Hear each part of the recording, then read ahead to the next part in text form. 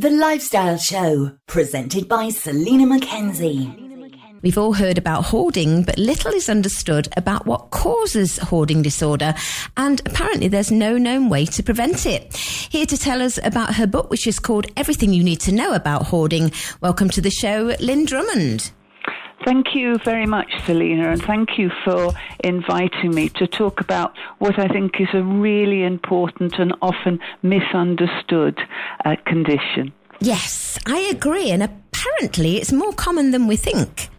Absolutely. I think the problem is that hoarding is often treated as if it's something to laugh about, or it's heavily stigmatized with people being portrayed as if they're dirty or lazy. And that's really, really far from the truth, because hoarding is a serious condition, and it comes with a really very high death rate as well as illness rate.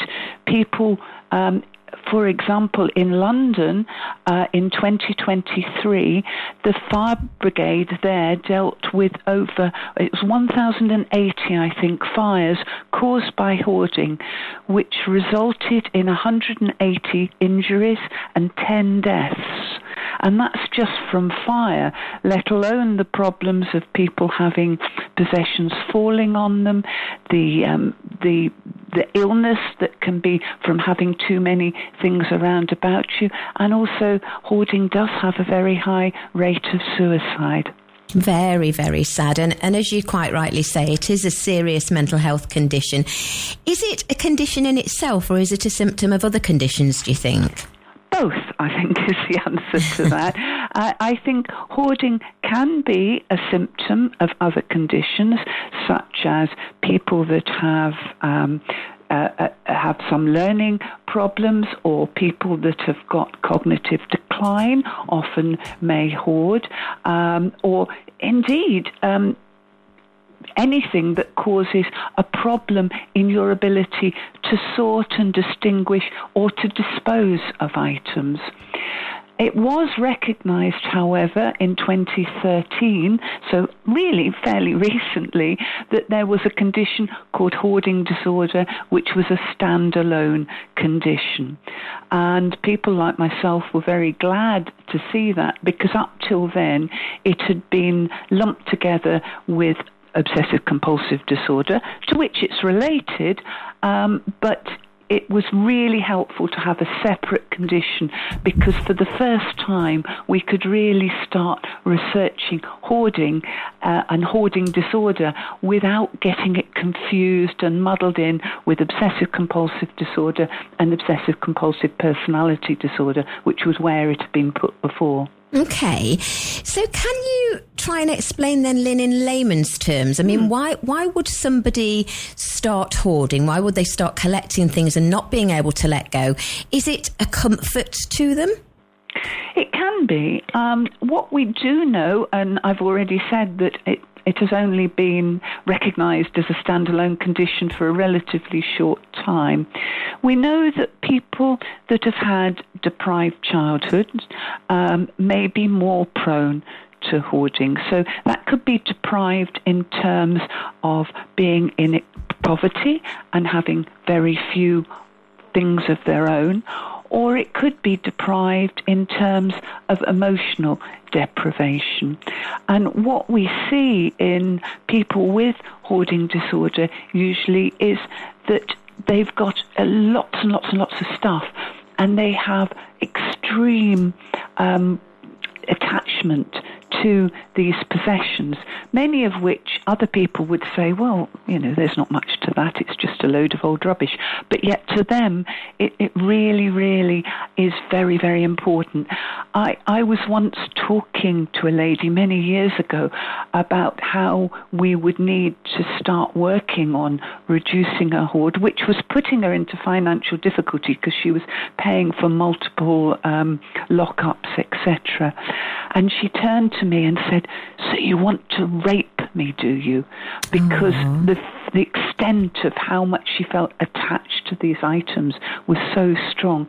So it really is, it's not a minor thing, it's a major thing to these individuals. So deprivation is one of the issues. We also know that hoarding may be much more common in people that have difficulty in the distinguishing and not distinguishing really, but the sorting of objects.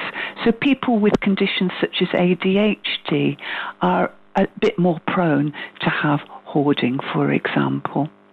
So I think there are a lot of different ways that this may come about, but certainly childhood deprivation is one of them, but not always. It's interesting that you said the lady with the lockup, because I assumed, thinking about hoarders, that they generally have all this, all the things they're hoarding in their home because they need to be close to it. So this particular woman didn't need to see it every day. She just needed to know it was there. Yes, she couldn't part with it. I once also knew somebody who was very, very, very knowledgeable about films, a very clever man who, was could write a review of any film that you mentioned and knew every film, I think, way, way back to the early days. And what he did was every day he bought every broadsheet newspaper. And he just stored them. And by the time we saw him, he'd got his house was just, a narrow path through it couldn't sleep on his bed, a narrow path to the toilet, at risk of an avalanche at any time. And he had multiple lockups. And what he would say is, but this is an important collection of film reviews. Whereas, of course, it wasn't. He demonstrated really the difference between a collection and a hoard. If it was a collection, you would presumably remove the film reviews and you would then classify them or put them in a way so you could find them again. They would be sorted and available to you. A hoard is just a mass, and you don't know where any individual item is. Mm. And in fact, what he had was a lot of mouldy old newspapers, which is very different. And can it start with people at any age? Yes.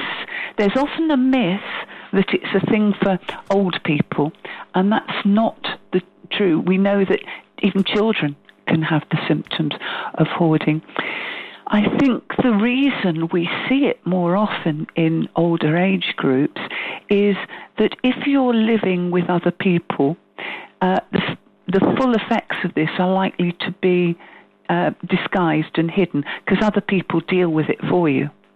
Mm. And so you very often see it coming to light in an older person when maybe their spouse or somebody has died, or they're suddenly living on their own and there's nobody to help them cope with it.